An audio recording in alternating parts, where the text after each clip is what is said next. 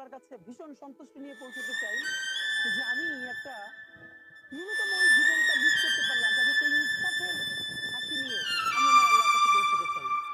সুতরাং আগামী 50 বছর বাঁচলাম, কোনো ইম্প্যাক্ট তৈরি হলো না আমার দিয়ে, দেশের জন্য, রাষ্ট্রের জন্য, উম্মার জন্য, জাতির জন্য।